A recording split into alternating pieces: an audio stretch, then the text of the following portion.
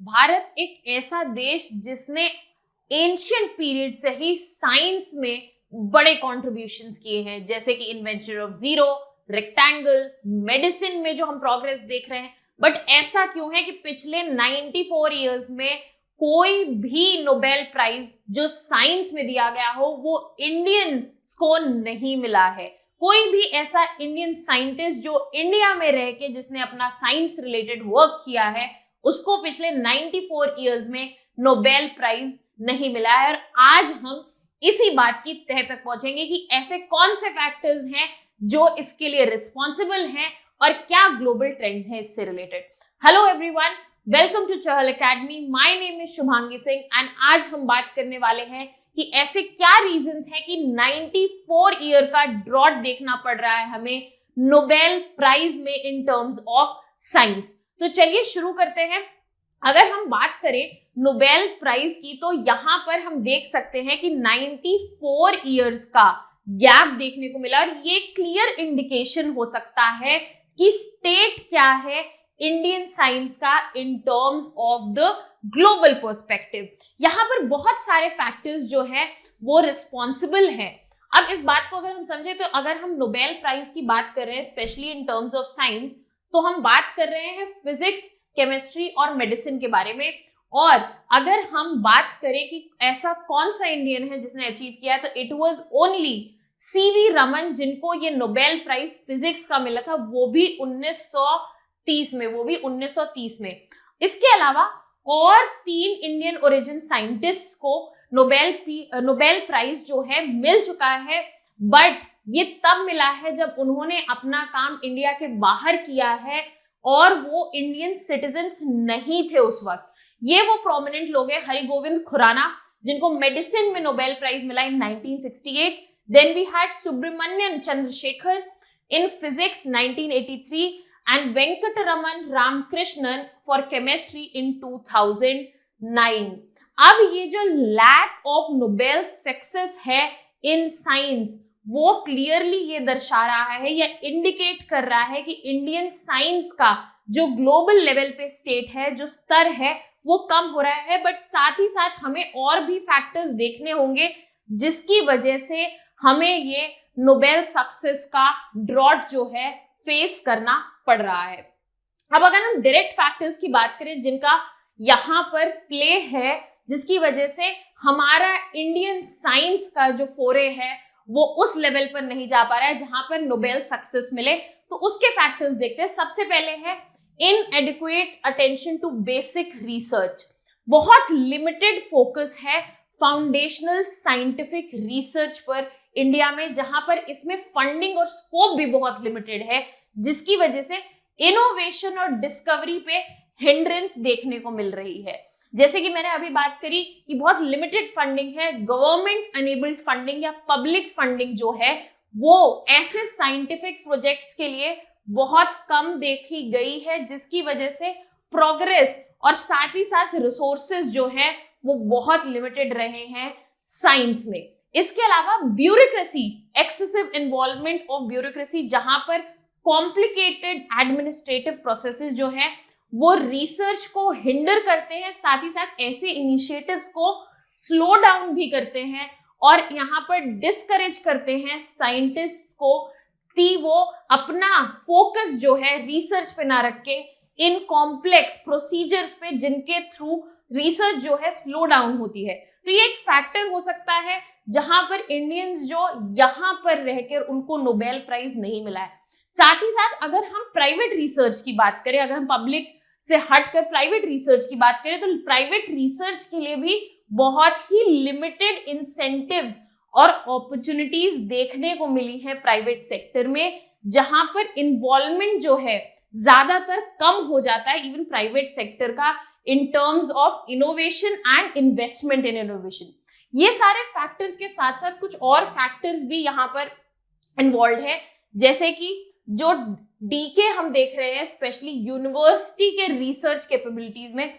कई बड़ी बड़ी यूनिवर्सिटीज जो इंडिया में हैं उनके पास अप्रोप्रिएट रिक्वायर्ड इंफ्रास्ट्रक्चर और सपोर्ट नहीं है to conduct proper scientific research जिससे प्रोग्रेस या डेवलपमेंट हमें देखने को मिले।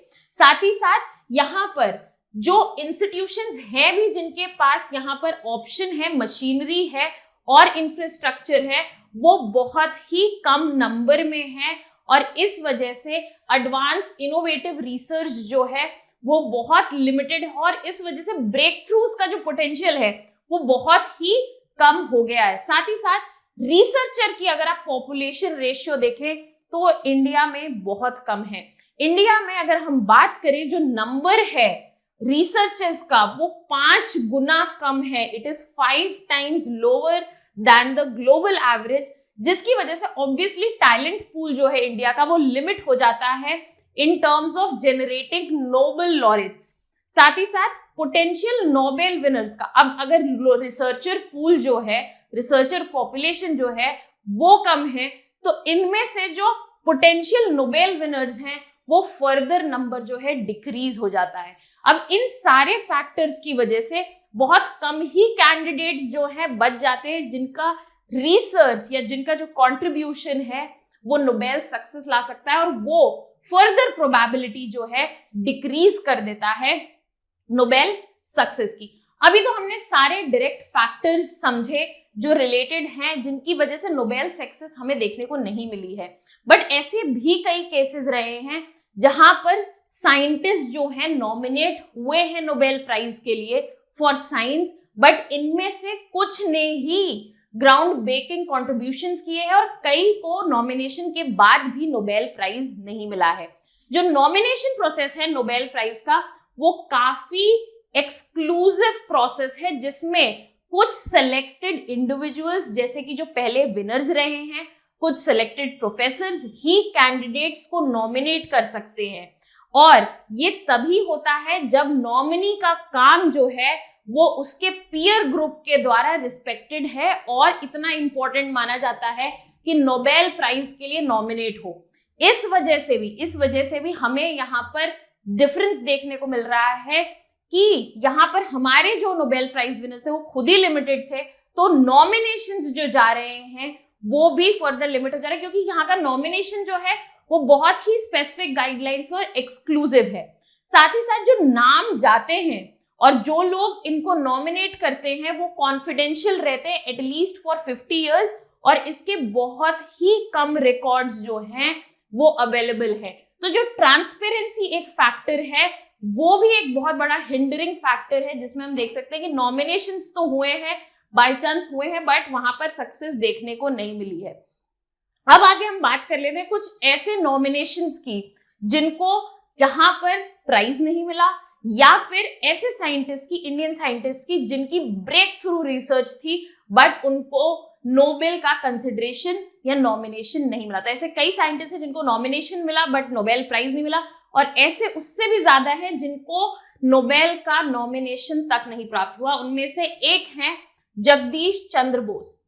He was the first one who demonstrated the wireless communication back in 1895. उसके बावजूद इन्हें नोबेल कंसिडरेशन नहीं मिला, बल्कि इन्हीं के काम पर 1909 में गुगली मैक्रोनी और फर्डिनांड ब्राउन को वर्क मिला जो काम ऑलरेडी बोस कर चुके थे इन 1895 और इनको नोबेल प्राइज के लिए कभी नॉमिनेशन जो है नहीं मिला है। आगे बढ़ते हैं, बात करते हैं CNR राव की। He was known for his work in solid state chemistry. He was considered, अपने टाइम के हिसाब से he was considered deserving for Nobel Prize, but इनको नोबेल प्राइज कभी नहीं मिला। We also have K.S. Krishnan. K.S. Krishnan की बात करें तो इन्होंने डिस्कवर किया था, को डिस्कवर किया था the Raman scattering effect with CV Raman. तो CV रमन के साथ इनका साथ में काम था on the scattering effect, Raman scattering effect जो हमने नाम दिया बाद में। इनको नॉमिनेशन नहीं मिला जबकि इनका सिग्निफिकेंट कंट्रीब्यूशन था इस पर्टिकुलर एक्सपेरिमेंट में। इसके अलावा वी हैव ECG सुदर्शन। इनको नोबेल प्राइज के लिए 1979 और 2005 दोनों ही टाइम ओवरलिप किया गया।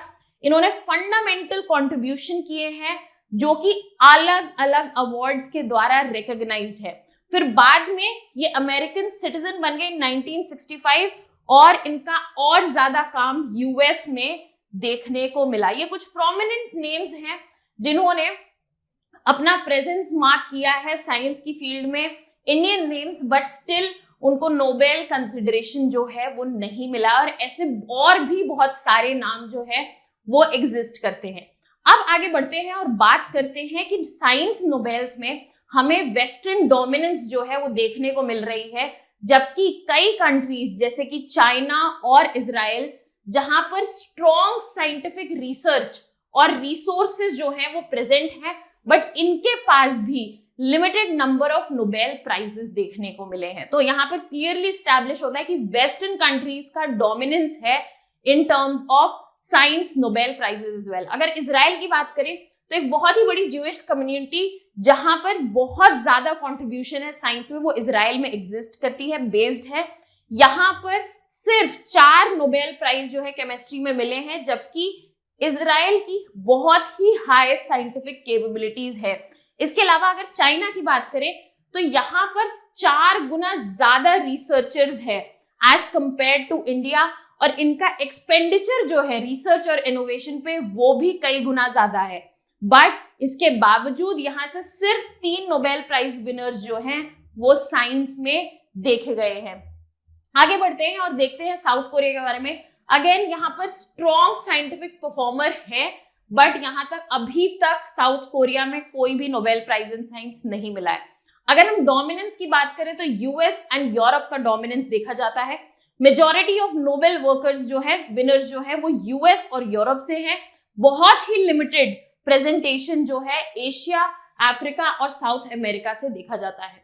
अगर हम फ्यूचर प्रोस्पेक्ट्स की बात करें तो यस, चाइना उन कंट्रीज में से एक है जिन्होंने बहुत ज्यादा इन्वेस्ट किया है नई टेक्नोलॉजी में और साथ ही साथ रिसर्च और इनोवेशन में, और इससे एक्सपेक्टेड है कि चाइना जो कि एशिया में एक बहुत बड़ी कंट्री है उसको चांस मिलेगा और नोबेल सक्सेस का जो है वो एडवांटेज अपकमिंग टाइम में देखने को मिल सकता है। On this note, we have a mains practice question for you. You can look at the question and give your answers in the comment section. Our team will get back to you on this. Analyze the factors contributing to underrepresentation of Indian scientists in Nobel Prizes for Science compared to global trends.